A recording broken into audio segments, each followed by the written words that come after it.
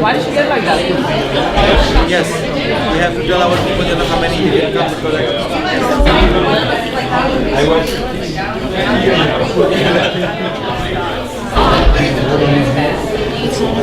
Yeah, it was a good experience.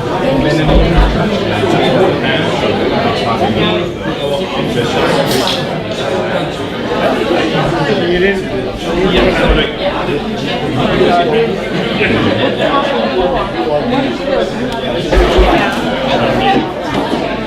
No, it's not spicy. It's not spicy.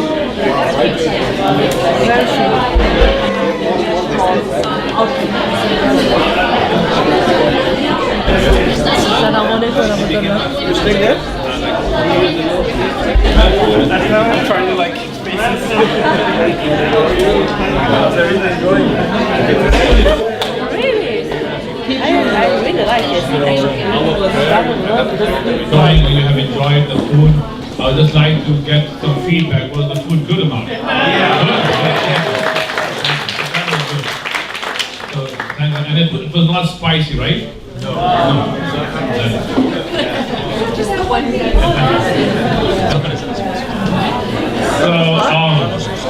So, just for a few minutes, I have 2 or 3 of my friends here, and they like to, or I'd like them to speak for a few minutes before we leave.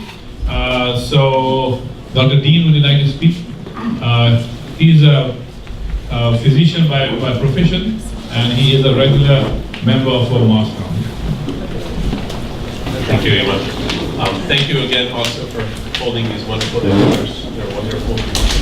I've been coming to Ramadan in ICO for about a year and a half now, starting with the open house, which is every Wednesday at 6:30. FYI, it's a very nice way to learn about Islam. Get all your questions answered in a friendly atmosphere. I feel like from day one when I first stepped into this place, I was welcomed with open arms and a lot of love. And I also feel that I've made many good friends here. I also want to point out, Imam, that the way you teach Islam, it's a beautiful thing. And to thank you for that. Your Friday sermons at Juma are wonderful. That's all I have to say, really. I didn't ask Dr. Dean to praise me, that was not the I have another good friend for now many years, Mr. Robert Menyani. He has been coming to our mosque and interfaith events for a long time, and we really look up to him as a man with great wisdom. So Mr. Robert would like to say a few words. I didn't pay him to say that.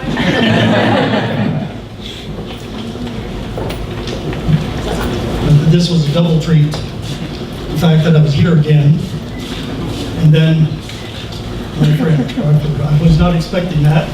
I have great admiration for this gentleman. He's an advocate for social justice and rights, and I have so much respect for him.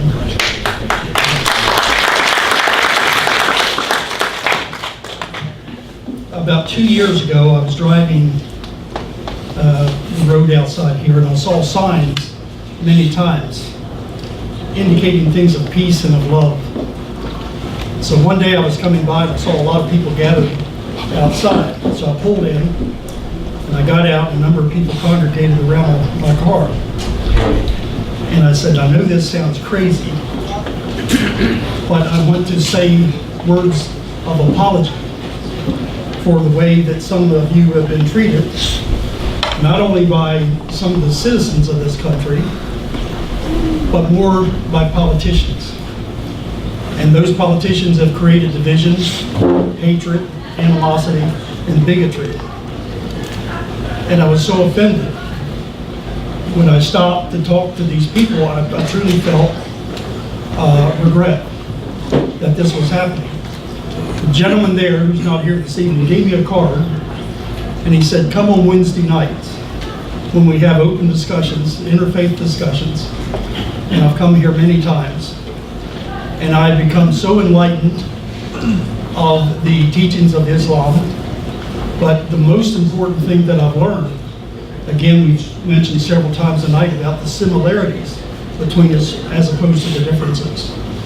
And when I talk to other people now and talk to them about the things that I've learned, I find out that a merciful God is going to judge us by how we live our life, not by what we call ourselves by name. So I found this gentleman, the Imam, to be truly a builder of bridges. And if we had more of that in this country, we would have less conflict, less hate, less division. I want to thank you personally for the impact you had on my life and the people of this. Thank you. So the last speaker for tonight, unless somebody like to speak after him, you're welcome, is Brother Arthur Richard Nasir. He is actually studying in Egypt these days. He's on vacation with his wife and kid, and he's a wonderful man. Assalamu alaikum. Hello, good afternoon, good night. How are you guys? Good. Good. Awake, everyone's still awake. I know you guys probably have the itis right now. So I'm actually very excited because I haven't seen so many faces here in quite a long time. I've been studying abroad for about the last 2.5 years roughly. I try to make a stop here at least once a year. So this is like my first night here, seeing everyone again, reconnecting with everyone. And when the Imam was just telling me that, hey, if you have like 5 minutes, you could say something. The first thing that came to mind was I had been on a trip, before I came back to the States, I went on a trip to West Africa. And I was visiting a country by the name of Guinea-Bissau. And in Guinea-Bissau, it's a very, it's a difficult place to live. It's a very difficult place to live. And I actually spent an entire month there living in some of the remote villages there with a particular tribe named the Balanta. And this particular tribe is with various other tribes and from different parts of West Africa. But the Balanta, the name in Mandinka, which is their predominant language there, means those who refused, right? And they were given this title, this name, because they had refused the invitation to Islam 700 years ago when Mansa Musa used to roam, West Africa, and there was Timbuktu and these things, etc., etc. So they had decided that they wanted to enter into Islam. However, around them are various other tribes of various other religions, of various other backgrounds, right? And so you might presume that similar to how we are here in America, where we sometimes have some hostility between different groups, that maybe this new group that's going to be entering this new religion might also cause some type of issues with the current underworkings of that particular environment and society. However, when I got there, I saw the exact opposite. I found chief elders who said as long as the teachings of this faith, right, are teachings that help our society become better, as long as the lessons that you're going to be teaching our children are lessons that allow them to grow up to be stronger individuals that help us and help our tribe and help our village, and his name was Chief Nanchama, God bless him, he said, then I have absolutely no problem, right? And I was just thinking to myself, man, if we can get some people like that in America, right? If we can get some people like that where as long as the teachings were teachings that were aligned with us being human beings and benefiting humanity and benefiting our states and our society and our country, if we could get people that can say, you know what, as long as that's what you have to teach, then I'm okay with it, right? And I'm here to support you, right? And so that's my little 5 minutes of talking. But I think that when we come together and we have events like this, and we have interfaith gatherings like this, that should be what we stand upon. That should be our foundation, right? That if you're coming here as a Christian, if you're coming here as a Jew, if you're coming here as a Hindu, if you're coming here as a Buddhist, if you're coming here as a Muslim, that, okay, we might not agree on things that are theological, but we can agree that there are things that we can all do together to benefit our society. And that's, I think, very important.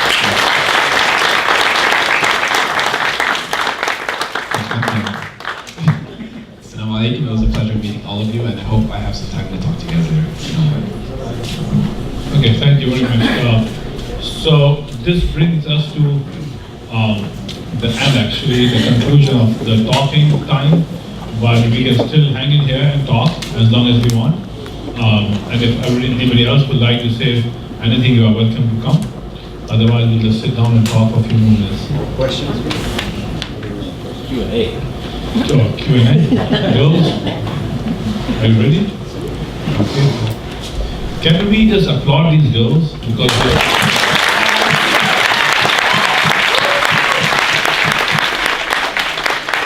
these girls were so nervous first time they are doing the MC job, and for the last 2 weeks they have been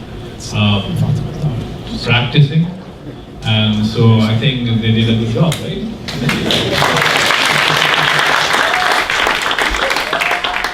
So if anybody has any questions, it's good. If not, then we'll just sit down and talk for a few minutes.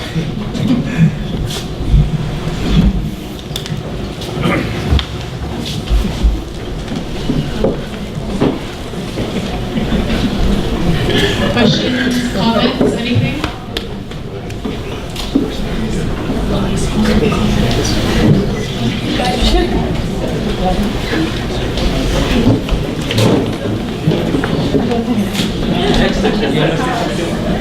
So, Father Benjamin, can you please help me in concluding the night with a prayer? So, Father Benjamin is going to lead us in a prayer, and we're going to follow. Almighty God, we give you thanks for gathering us here this evening, for all the many blessings you bestowed on us, our communities, this night with wonderful people and delicious food, for our good health. Lord, we pray also for those who are less fortunate in the season of Ramadan. The Muslim brothers and sisters have showed us a good example of willingness to sacrifice and to empathize for those who are suffering. And so we lift up our prayers for those who are poor, for those who are sick, for those who are homeless, for those who are lonely, for those who are feeling marginalized in one way or another. Pray, Lord, that through the charity of good people, of goodwill, that we may be stronger together, we may be imitators of you and your love and your mercy. Amen. Thank you.